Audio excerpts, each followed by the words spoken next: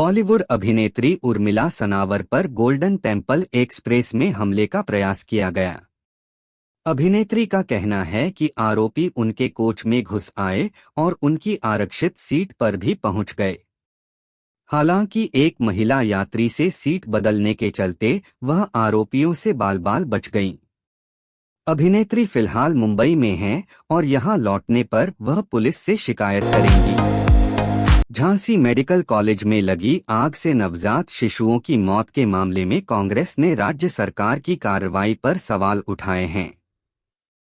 कांग्रेस प्रदेश अध्यक्ष अजय राय ने राज्य सरकार पर सिर्फ दिखावटी कार्रवाई करने का आरोप लगाया है। उन्होंने झांसी मेडिकल कॉलेज के कार्यवाहक प्राचार्य को तत्काल बर्खास्त करने और आरोपितों को बचाने वाले स्वास्थ्य मंत्री बृजेश पाठक के इस्तीफे की मांग की है। येडा न्यूज। सुप्रीम कोर्ट ने यमुना प्राधिकरण के लिए बड़ी राहत देते हुए किसानों की याचिका को खारिज कर दिया है। इस फैसले से प्राधिकरण क्षेत्र के 13 गांवों की जमीन अधिग्रहण पर पड़ेगा असर। अब सड़कों से लेकर ढांचागत विकास में रुकावट काफी हद तक दूर हो जाएगी। आवासीय और औद्योगिक सेक्टरों के आवंटियों को भी जल्द भूखंडों पर कब्जा मिल सकेगा। सिकंदराराव में एक महिला को ठगों ने ठगी का शिकार बनाया। ठगों ने महिला के आभूषण और नकदी लूट लिए। महिला शादी समारोह में जाने को लेकर चूड़ी की दुकान से चूड़ियां लेकर अपने घर लौट रही थी, तभी उसके साथ ठगी हो गई। पुलिस ने मामला दर्ज कर लिया है और सीसीटीवी फुटेज के आधार पर जांच कर रही है। प्रवर्तन निदेशालय ईडी ने मुंबई की चिटफंड कंपनी एलयूसीसी द्वारा ललितपुर में निवेशकों से ठगी के मामले में जांच तेज कर दी है। कंपनी के संचालकों ने आकर्षक योजनाओं के नाम पर बड़े पैमाने पर धोखाधड़ी की। ईडी ने बैंक खातों का ब्यौरा जुटाया है और पीड़ितों से संपर्क किया है। मुख्य संचालक समीर अग्रवाल दुबई भाग गया है। ईडी ने उसकी जानकारी जुटाने के प्रयास तेज कर दिए हैं। संभल वायलेंस अपडेट। उत्तर प्रदेश के संभल जिले में हुई हिंसा के चलते शुक्रवार की नमाज को लेकर हापुड़ में पुलिस ने सुरक्षा को चाक-चौबंद कर दिया है। जिला प्रशासन ने अलर्ट घोषित किया हुआ है। वहीं दूसरी ओर बुधवार को कांग्रेस सांसद राहुल गांधी व प्रियंका गांधी के संभल जाने की सूचना पर दूसरे दिन भी पुलिस अलर्ट मोड में रही। मुजफ्फरनगर में एक भीषण हादसा हुआ जिसमें एक ट्रक हिंडन नदी के पुल से टकराकर नदी में गिर गया। इस हादसे में ट्रक चालक और एक मिट्टी व्यापारी की मौत हो गई, जबकि 2 अन्य लोगों को बचा लिया गया। ट्रक में लदी विशेष प्रकार की मिट्टी पंजाब के लुधियाना से मुरादाबाद ले जाई जा रही थी। हादसे के कारणों की जांच की जा रही है। कानपुर में एक महिला ने अपने दारोगा पति पर गंभीर आरोप लगाए हैं। महिला का आरोप है कि उसके पति ने उसकी निजी तस्वीरें इंटरनेट मीडिया पर प्रसारित की हैं, उसका शोषण किया है और 14.50 लाख रुपए हड़प लिए हैं। वहीं दारोगा ने आरोप लगाए कि पत्नी ने कई शादियां की और दुष्कर्म का मुकदमा दर्ज कराकर ब्लैकमेल भी किया। प्रयागराज में आयोजित कार्यक्रम में मुख्यमंत्री योगी आदित्यनाथ ने महाकुंभ 2025 को दिव्य और अद्भुत बनाने का संकल्प लिया। उन्होंने कहा कि 2019 का कुंभ स्वच्छ और दिव्य था, लेकिन महाकुंभ को उससे भी बेहतर बनाया जाएगा। इसके लिए भूभाग बढ़ाया गया है, पार्किंग, पांटून पुल और फ्लाईओवर बनाए जा रहे हैं। उन्होंने कहा कि गंगा में गंदगी नहीं जाएगी। उत्तर प्रदेश सरकार ने घर बैठे 100 रुपए तक के स्टाम्प निकालने की सुविधा शुरू की है। यह सुविधा प्रदेश भर के नागरिकों के लिए प्रभावी हो गई है। लोग स्टाम्प एवं न्यायालय पंजीयन शुल्क वेबसाइट पर जाकर अपनी लॉगिन आईडी से स्टाम्प डाउनलोड कर सकते हैं। स्टाम्प मंत्री रविंद्र जायसवाल ने online stamp self print module का शुभारंभ किया है। G7 ने हिंद प्रशांत क्षेत्र के 4 देशों भारत, जापान, इंडोनेशिया और दक्षिण कोरिया के विदेश मंत्रियों के साथ बैठक की। भारतीय विदेश मंत्री जयशंकर ने भी इस बैठक को संबोधित किया। उन्होंने कहा कि समूचे हिंद प्रशांत क्षेत्र में कई तरह के बदलाव हो रहे हैं और यहां सहयोग की व्यापक संभावनाएं भी बन रही हैं। जयशंकर ने इसके अलावा भावी सहयोग के 6 प्रमुख जरूरतें भी बताई। बुधवार को अनकापल्ली में फार्मा इकाई टैगोर लैबोरेटरीज प्राइवेट लिमिटेड में जहरीली gas hydrogen chloride HCl leak होने लगी। इसके बाद एक व्यक्ति की मौत हो गई और 20 से ज्यादा लोगों बेहोश हो गए। मृतक की पहचान अमित ओडिशा के रूप में हुई है। अस्पताल से मिले बुलेटिन के अनुसार कम से कम 7 लोग अब खतरे से बाहर हैं। राज्यसभा के सभापति जगदीप धनखड़ ने जोर देते हुए कहा कि मेरी कोशिश होती है कि संसद की गरिमा और परंपरा बरकरार रहे। उन्होंने कहा कि सभापति द्वारा दिए गए फैसलों का सम्मान किया जाना चाहिए। इसी के साथ उन्होंने कहा कि राज्यसभा के सभापति ने इस बात पर जोर दिया कि सभी सदस्यों को सभी मुद्दों को नियमों के अनुसार उठाने का अवसर मिलेगा। बीजेपी अध्यक्ष JP नड्डा ने पार्टी के संगठन चुनाव के लिए पर्यवेक्षक नियुक्त कर दिए हैं। पार्टी ने महासचिव सुनील बंसल को बंगाल और विनोद तावड़े को बिहार और यूपी का पर्यवेक्षक नियुक्त किया है।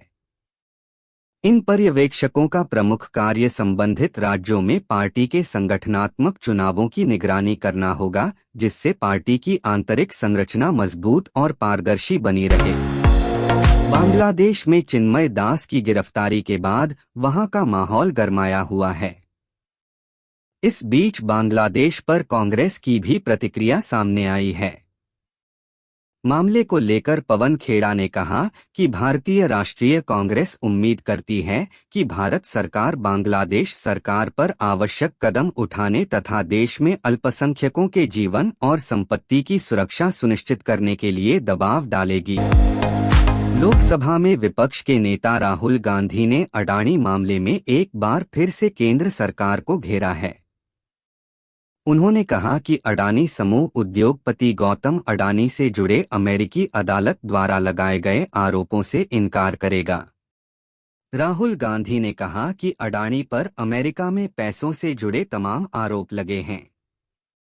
संसद में भी विपक्ष के नेताओं ने इस मामले में चर्चा की मांग की। असम में कार्बी आंगलोंग स्वायत्त परिषद KAC ने कहा है कि वह लगभग 1000 कुकीजो लोगों की वापसी में मदद करेगी जिन्होंने पिछले साल मणिपुर में हिंसा भड़कने के बाद से सिंघासोन पहाड़ियों में शरण ली थी। CM तुलीराम रोंगहांग ने कहा कि यहां आए कुकीजोस की वापसी को सुविधाजनक बनाने के लिए इस मुद्दे पर विभिन्न हितधारकों के साथ बैठकें आयोजित की जाएंगी। रेलवे से जुड़ी एक शिकायत सामने आई है, जिसमें देखा गया है कि कैटरिंग कंपनी LPG सिलेंडर का इस्तेमाल करके ट्रेन में खाना बना रही थी। जांच में पाया गया कि निजी कैटरिंग फर्म के कर्मचारी सुरक्षा मानदंडों का उल्लंघन करते हुए पूर्वा एक्सप्रेस की पेंट्री कार में ये काम कर रहे थे। इसके बाद अब इस मामले में रेलवे अधिकारियों ने सख्त कदम उठाया है। चेन्नई के लोगों को आज कई दिक्कतों का सामना करना पड़ सकता है। दरअसल 27 नवंबर और 28 नवंबर को चेन्नई के कई क्षेत्रों में बिजली आपूर्ति बाधित रहेगी, जिससे लोगों को समस्या होगी। यह व्यवधान निर्धारित रखरखाव कार्य के कारण सुबह 900 बजे से दोपहर 200 बजे के बीच होगा। इसके साथ ही 28 नवंबर को भी कई क्षेत्रों में बिजली नहीं रहेगी। मणिपुर में सेना के शिविर में काम करने वाले मैतेई समुदाय का 55 साल का व्यक्ति का लापता हो गया था।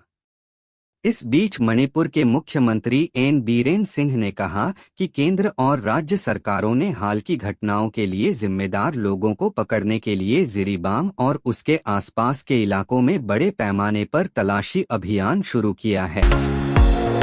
मौजूदा समय में टीवी की अनुपमा यानी एक्ट्रेस रूपाली गांगुली अपनी प्रोफेशनल लाइफ की वजह से चर्चा का विषय बन रहा है।